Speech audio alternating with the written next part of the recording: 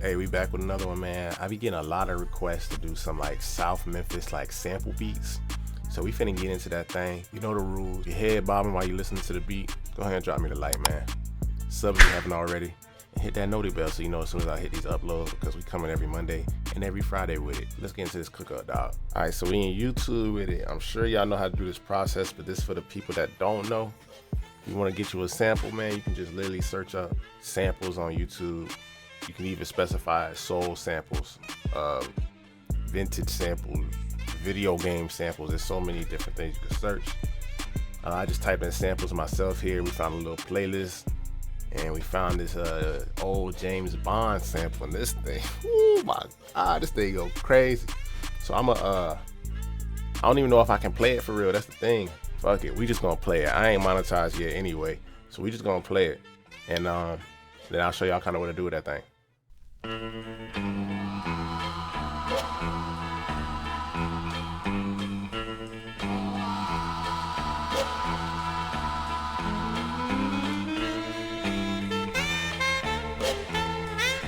YouTube, this is for educational purposes. Relax.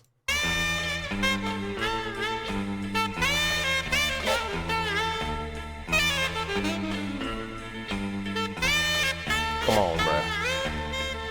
Come on, bruh. I already hear GLOCK on that. I already hear, man, come on, bruh. I'm gonna just skip ahead a little bit so I can hear a little more of it.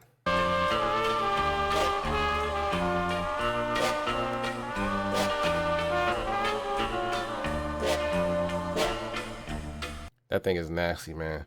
So, again, for the people that don't know, if you want to get your YouTube samples into your DAW, what you need to do is get the link for the video. So we're gonna go up here, copy the link, open up a new tab. I personally got this bookmarked, TuneBat, and then get you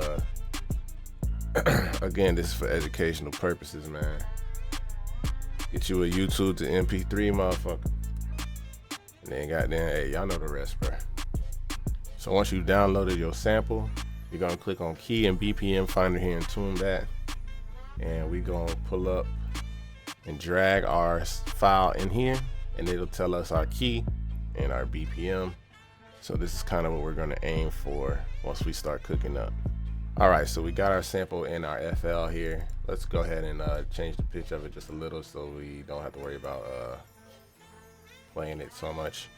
All right, so my advice here, even though we do know the BPM of our sample, I advise you to just drag your sample into FL and find chops that you like before adjusting the BPM. Now, sometimes some samples will be perfectly on time with the BPM that you get from TuneBat, and you can chop it up a lot easier that way. But in this specific instance, and a lot of other instances as well, I prefer to just drag it in there and find the sections that you like first and manipulate it second. So we're gonna go ahead and get some chops, and then we'll go from there. Actually, I think it'll be a good idea to show y'all. So I will set it to the BPM 88 here. Let's play it. So let's just get rid of that. And let's see.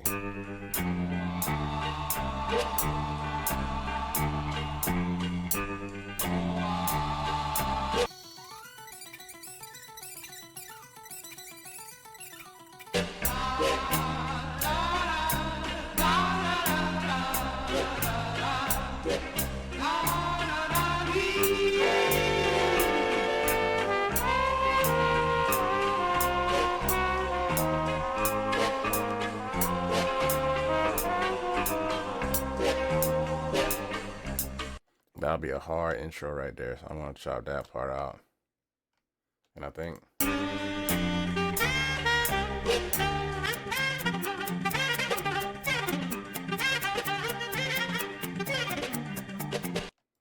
that's hard. Okay, so we got two chops that we like here. We got it on 88, so it kind of was on time in this example, now that I'm listening to it. All right, so once you got your chops, you're gonna have to do a little manipulation most of the time. Either highlight the chop and Control Alt and C to consolidate into a clip. As you can see, this is already consolidated. Or you can click it and make unique as sample, and that'll basically separate the chop from the entire sample itself. So once you have your chop, like I said, sometimes you're gonna have to do a little manipulation with the time So what I like to do is I'll look for sections that are like, so you see these sections where the wave is like bigger, where it's like kind of hitting. I'll find a section of the sample that is hitting on the beat. So turn on your metronome, listen to it, and you look for sections that's hitting on the beat, and that's where you kind of want to start lining things up. So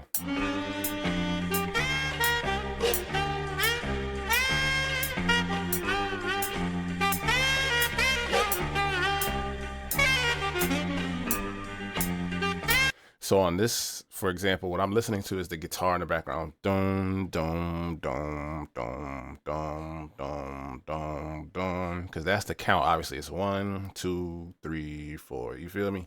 So that's what I would try to aim for when I'm lining it up. So as you can hear from the jump, it's already a little bit behind. So I will pull this back with this little double arrow thing here. If you hold Alt, you can just drag the sample and kind of slide it around. So I'm just drag it back some.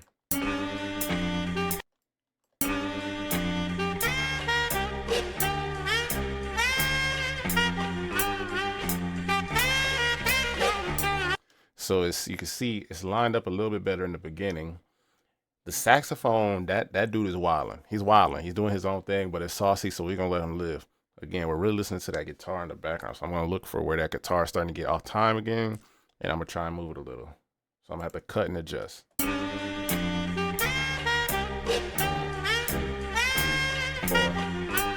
So it sounds like right here. It's a little bit late. So I'm going to cut this section here. And then we're going to drag this back a little bit. Again, if you hold Alt, you can freely slide it. So we're just going to slide it back a little bit and try and get it on time. So let's see what it sounds like now.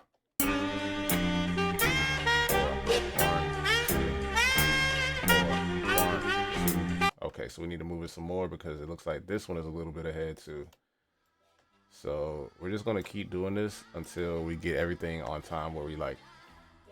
All right, so once you get everything decently on time, how you like it, again, what I'll do is I'll just consolidate it to make my life easier and simpler. So I got the chops lined up better. So I consolidate this into one waveform. As you can see, sometimes it'll still be a little bit off, and you can kind of fix some of that issue by click this little double arrow here. This is the stretch, and you can stretch it out how you need to get it on time. But yeah, so I just combined the two chops that I had, so this is what we got now.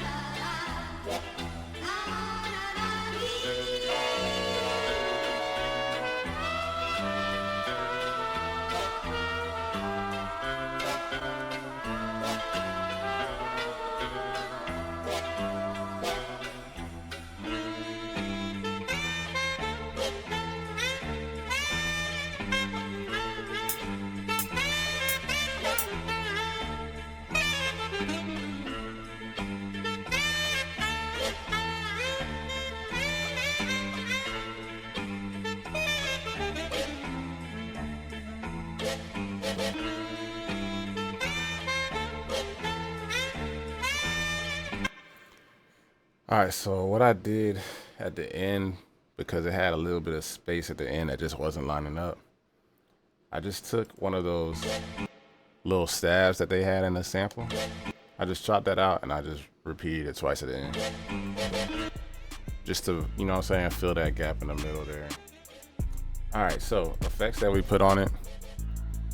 We have a smooth operator, and we just select this, throw this on your sample preset here, just getting rid of some of the mids. It just kind of cleans up the sample a little bit. Then we got a Valhalla vintage verb. We're at 14%, turn the decay down, and we turn the low cut to take out the low end of that reverb because we just don't need it. We kind of want that reverb in the higher frequencies of the sample.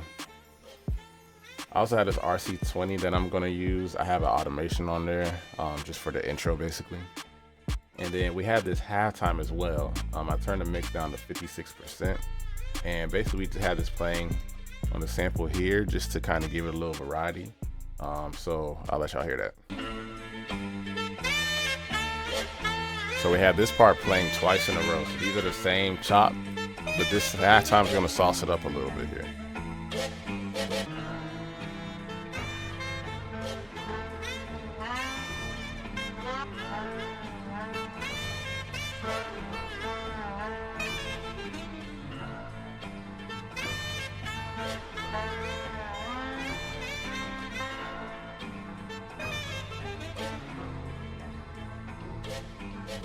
So once we get that the drums and stuff on there, y'all really be able to see kind of what that's doing. All right, so let's get into these drums. So the sample is doing a lot of the heavy lifting for us. We really don't have too much to do with the drums here. We just gotta make sure we in the right key and make sure our drums are on time. Now with a sample like this that's real swingy, it's real jazzy. So you know them dudes was not listening to no metronome. A lot of things are not gonna be on time. So the drums will sound a little wonky. Now let's use this trick I'm about to show you. All right, so first we added in this wind chime. It just kind of fit the feel, you know, of the sample. It's an old vintage sample, so the wind chime just naturally fits, so I added this.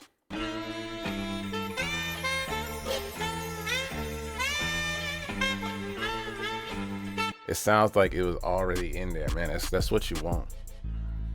So from there, man, we're gonna go into these drums.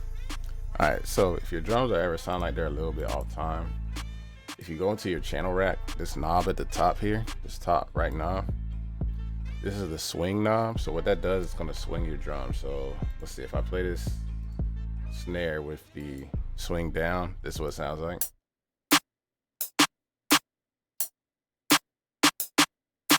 Right? So if I play with the swing knob, we'll just do it dramatically so you can hear really what it's doing.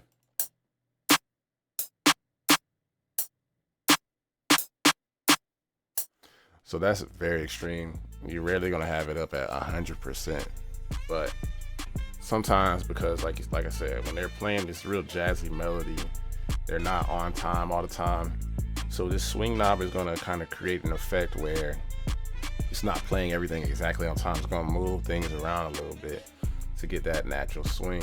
So in this instance, like what I usually will do is I'll do between like 10 to maybe 25% swing, just kind of depending on the sample. And then that'll kind of move things around a little bit and kind of line it up a little bit better. It's a more natural sound. And honestly, you should do that with your drums a majority of the time, because you don't want your drums sounding so robotic right on time all the time. So like I said, our sample is doing a lot of heavy lifting here. So we don't gotta do too much with the drums, man. So let's just listen to our percussion.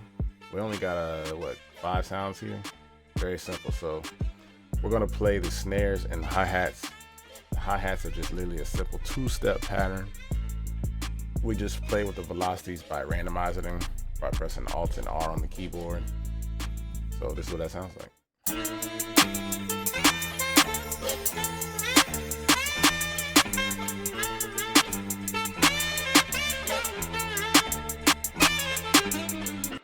Very, very simple there, man. You know, you gotta have the kick with these Memphis beats. So this is the kick we got.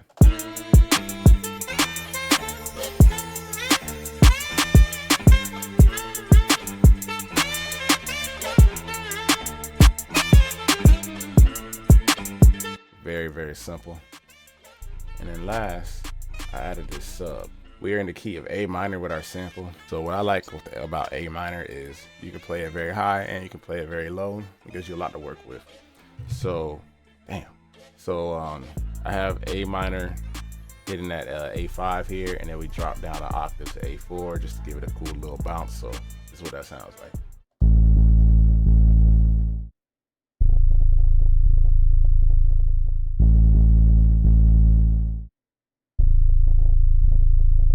Very simple, but watch how this lines up with everything.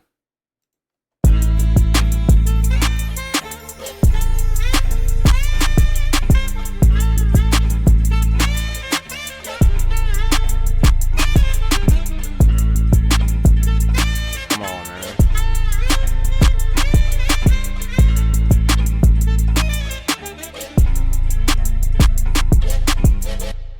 When you got good drum sounds, you don't gotta do too much. So as you can see here, we have literally no mixing on the drums, nothing at all.